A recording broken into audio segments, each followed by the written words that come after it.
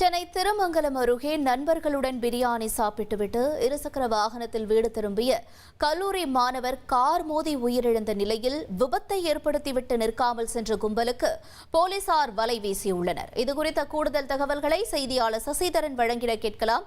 சசிதரன் வணக்கம். இந்த விபத்தில் உயிரிழந்த நபர் யார்? மேலும் இந்த விபத்தை ஏற்படுத்திய நபர்கள் யார் என்று அடையாளம் காணப்பட்டிருப்பது தொடர்பான தகவல்கள் என்னவாக இருக்கிறது? போலீசார் விசாரணையில என்ன சொல்றாங்க?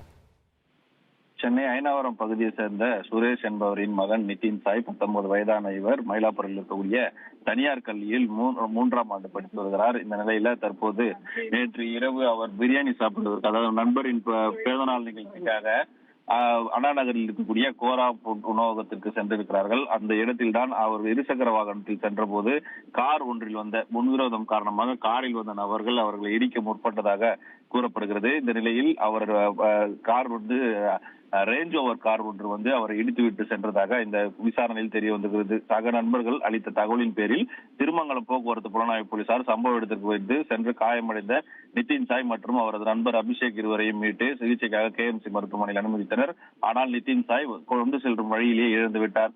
இவர்கள் திரு ராமாவரம் பகுதியை சேர்ந்த நபர்கள் சிவகங்கையை சேர்ந்தவர்கள் என்கிற தகவலும் கிடைக்கப்பட்டிருக்கிறது. இந்த சம்பவத்தில் யார் இந்த கொலையை செய்திருக்கிறார்கள் என்ற கோணத்தில் தற்போது போலீசார் விசாரணை மேற்கொண்டு வருகிறார்கள். CCTV கேமரா காட்சியை அடிப்படையாக கொண்டு காரில் வந்த 3 பேர் யார் என்பதை குறித்து தீவிர விசாரணை மேற்கொண்டு வருகிறார்கள்.